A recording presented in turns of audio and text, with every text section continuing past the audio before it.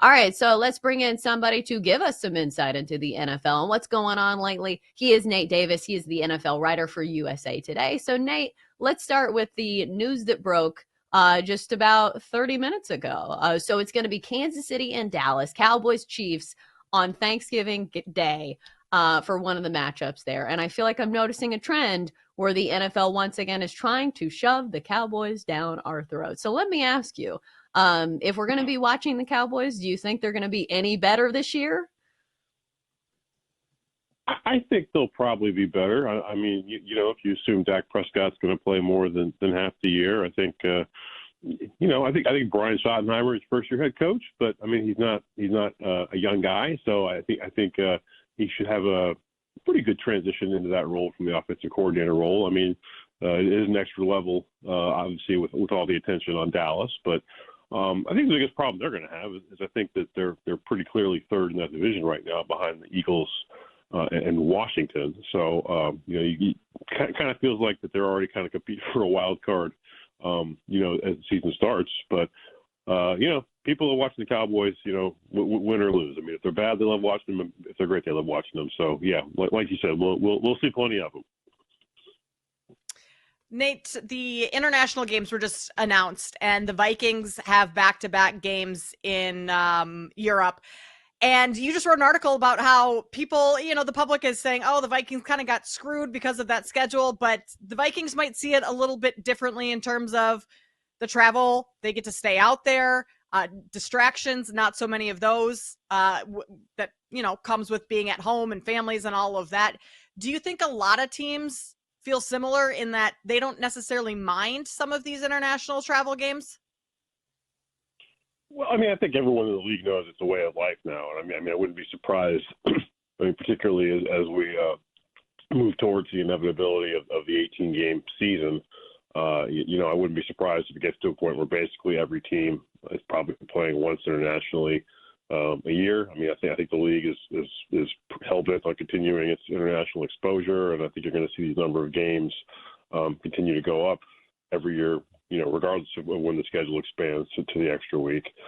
So yeah, I think it's for the Vikings too. I mean, it was I saw people kind of saying, yeah, they're getting hosed, like playing 2 weeks in a row overseas. But I just thought this the NFL doesn't make that kind of decision without some input and acceptance, and maybe even some enthusiasm from the team. And the Vikings are a forward-thinking franchise. I think they're thinking about international marketing, that kind of thing. And also, I mean, they're basically taking 2 long flights, basically the equivalent of cross-country to the U.S., and they're staying out there for a week. And we've seen more teams that, if you have two games on the West Coast or an East Coast team, a lot of times you stay out there for a week, and it's good team building, and you get the rest. And that's kind of what they're doing. I think they also saw an opportunity to play. Neither one of these are home games for them, so they're basically playing the Steelers in Ireland rather than Pittsburgh, and they're playing the Browns in England rather than in Cleveland. And I think they saw all those as upside. So they don't mind, and I wouldn't be surprised if that takes them out of the rotation maybe a little bit longer than some other teams moving forward. Yeah, you mentioned the Steelers, and we were just talking about the offseason for the NFL. Nobody's offseason probably seems longer than for Steelers fans. I know that they keep waiting for news to drop about Aaron Rodgers, but I'm starting to wonder if it's ever going to come. Like, what's the deal here? Do you think that we'll hear about Aaron Rodgers anytime soon?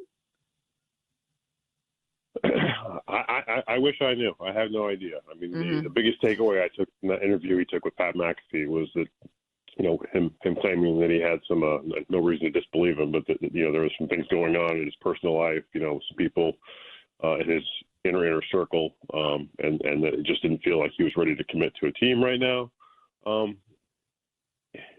We'll see what happens. I mean, obviously, I would think that the training camp is the hard deadline for the Steelers. But I mean, I wrote about this last week too. Like, I think we've kind of reached the point where I'm not really sure what the upside is for the Steelers, because I had some pretty strong opinions on their approach to the quarterback position last year, and I think that they're just kind of kicking the can down the road. And if you sign Aaron Rodgers, you're probably signing yourself up for another season with 9 or 10 wins, and maybe you make the playoffs, and you probably don't win a playoff game after that, and then it all comes to an end, and then you're back to square one basically from the quarterback position. And you're not bad enough to draft a guy in the top 5, but you're good enough that you're kind of picking in the 20s, which is where you got Kenny Pickett, and that didn't work out. And it seems like a lot of guys in the 20s, Paxton Lynch and Johnny Manziel and Tim Tebow and plenty of other examples, live in that 20 zone where, plenty of teams have decided that you're not worth the risk, and you're kind of left there hanging for other teams. And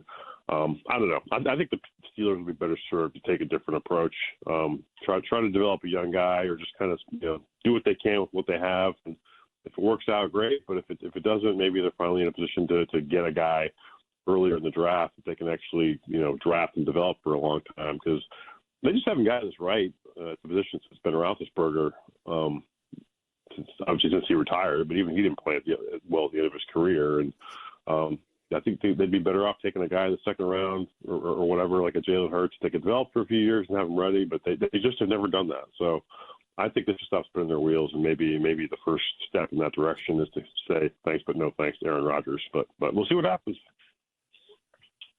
I would agree with you. I think maybe Aaron is not quite the guy that needs to be in Pittsburgh. Maybe his career should come to an end. We'll see if that actually happens. Nate, the Chiefs and the Lions are going to play each other this year. We're not quite sure when that exact date is going to be, but both of them finished, top in their conferences last year. The Lions lost a lot in terms of their coaching staff this offseason. What are your expectations for that team bouncing back in terms of, can they win the division? Can they be the number 1 seed in the conference? How is all that looking out? Yeah, I think it's going to be a bit of a task for them to be as good as they were last year. I mean, to lose both your coordinators and some of those guys. So some other assistants left the building as well. A couple more to Chicago with Ben Johnson. I mean, the roster's in great shape. The culture should be in good shape. I mean, Dan Campbell has obviously done a great job cultivating that.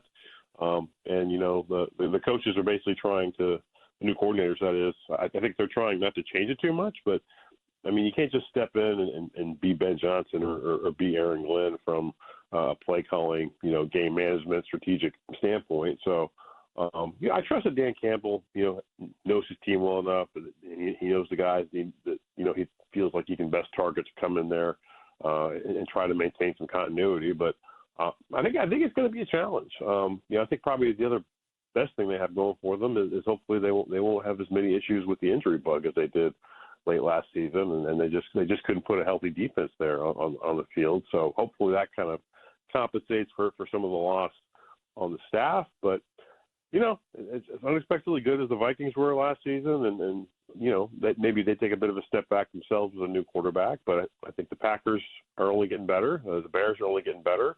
The Eagles.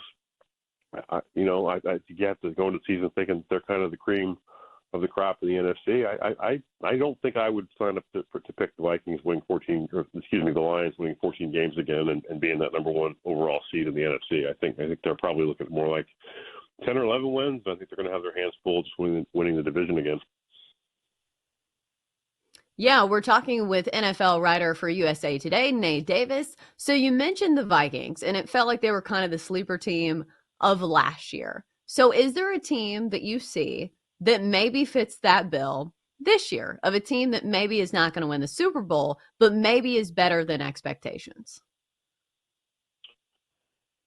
Well, I'll be looking tonight to kind of check out the schedule, and that's the first time that you can kind of get a good idea of maybe where some teams have hidden advantages in terms of where their buys are and where their primetime games are, and when their back-to-back roadies are or whatever. And sometimes that can kind of inform maybe which teams are maybe going to be a little bit better than you think, or maybe not as good as you think. A couple I would throw out. I think the Patriots have a chance to really be significantly better, and I think for me that means I think it's realistic that maybe they double the 4 wins from last year. I wouldn't be surprised if they could double that to 7 or 8 this year. Mike Vrabel is obviously a proven commodity as a head coach, knows that organization very well, and they've done so much during the draft and free agency to put better players around their second-year quarterback, Drake May. So, the division I don't think is great behind the Bills. So I think they've got a real opportunity to make a lot of gains this year. The NFC side, two teams I would watch as maybe the kind of that dark horse that you're referring to might be Atlanta or Carolina. Not real nationally sexy teams, but the Panthers play a lot better down the stretch in the darkness last year when nobody was paying attention to them. We'll kind of see what the Falcons can be. They loaded up in the draft, and Michael Penix at least got his feet wet late last year. But there are some good players there. But I mean that is a division. I mean the Buccaneers always seem to win it, not always an impressive style. But I think with Derek Carr's retirement, I would expect the Saints are really going to be down in that 2 or 3 win category this year. And I would expect a lot of those losses would come at the expense of teams like the Panthers and the Falcons. So I think those kind of factors could push those teams up the board a little bit. And you're just not beating yourselves up as much in that division, I think, as other teams are, say, in the NFC West or NFC East. So I wouldn't be surprised if one of those clubs maybe emerges as kind of a dark horse wild card in that 8 or 9, 10 win range. Nate, in about 20, 30 seconds, the schedule release has become like a massive thing in the NFL. We're starting to see leaks. What are your thoughts just on how big of a deal this whole schedule release has become over the last couple of years? Again, in about 30 seconds.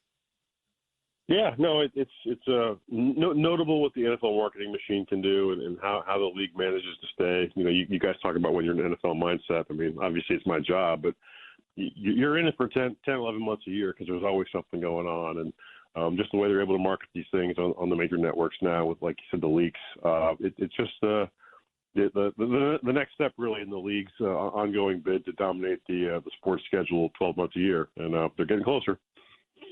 Yeah, I feel like they're right on the doorstep right now because it is May 14th, and here we are spending an entire segment talking about the NFL, just as Roger Goodell intended. He is Nate Davis. He is the NFL writer for USA Today. Nate, thanks for stopping by. Happy off season, or what we have of it. That's right. Same to you.